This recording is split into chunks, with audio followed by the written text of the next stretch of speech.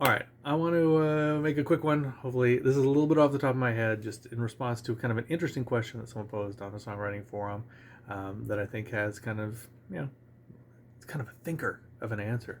All right, so the question they pose is, what are some suggestions for writing lyrics that do not rhyme at all? And then they kind of go into some other context of, you know, their their background, their story, but I think this is really the heart of the matter. Like, okay, talk to me about non-rhyming lyrics.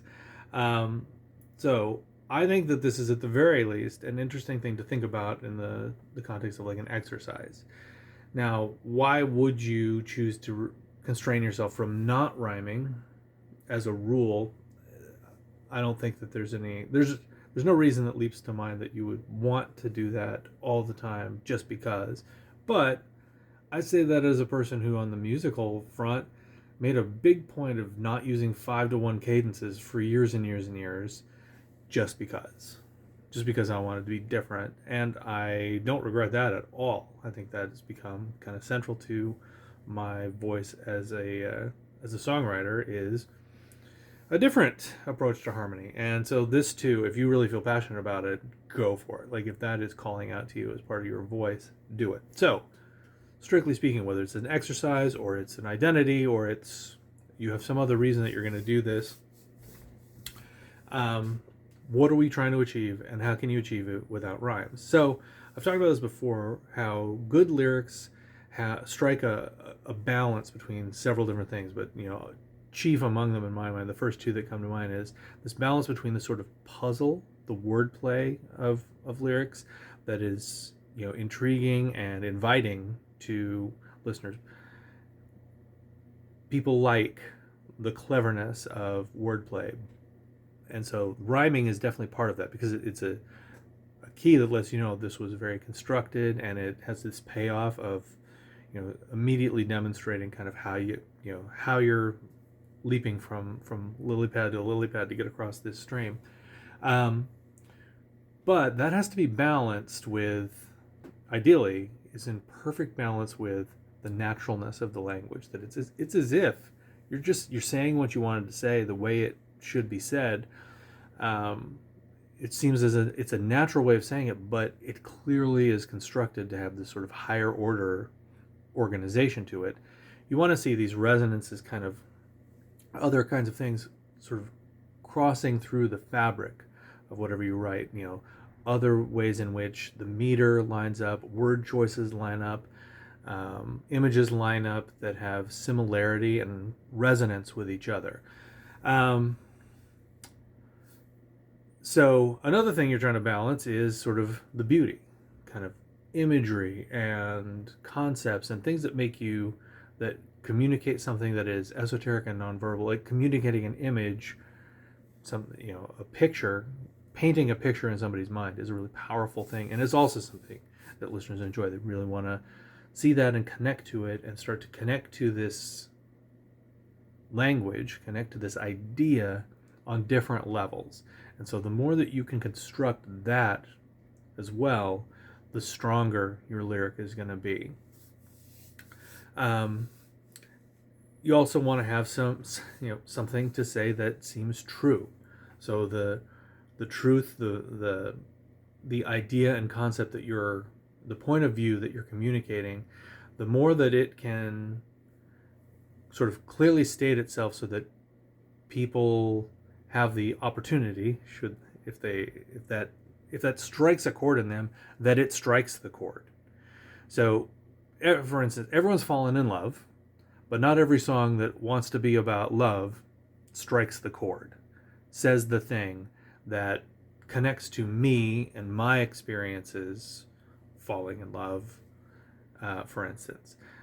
But somewhere in there, if it's true to you and it's well stated to you, increasingly the chances are it's going to be true to a segment of people who also share something similar to that. So, to sort of shortly recap those orbiting thoughts into a single cohesive answer. I think that if you're going to try to write something where you're not rhyming for whatever reason, you want to still focus on these goals of this balance. That there should be some wordplay and puzzle aspect to the construction and the structure of what you're writing. You want to be very mindful of the meter. You want to be mindful of the way in which syllables naturally stress within the words and line up in ways that are musical, organized, and orderly. You want to have a lot of thought to word choices. Not only that you might have a word choice that's in, say, the first verse, and in the same place in the second verse there's a word that is related to it in some way, and that can have a broad meaning. That is, for instance, the next step of that thought. Having these kind of echoes, callbacks that fit in the same place, in the expected place, these can be strong ways to make sort of the same kind of payoffs and the same kind of, intriguing sense that rhyme does, but not while using rhyme. You also want to be, just in general, writing things that are evocative, that use strong imagery, that paint a picture, that with an economy of language sort of set the scene, take people to a time or place, strongly suggest with just a few words a big meaning. Not that I'm the greatest lyricist, but I'll something that I was very mindful about in a song that I wrote called "What If" is the first line of the song is, "What if I could start over, go back to 11 years old, and I'd stop you before you got into the car?" So without dissecting the entire song, hopefully, if you're listening to that or reading that,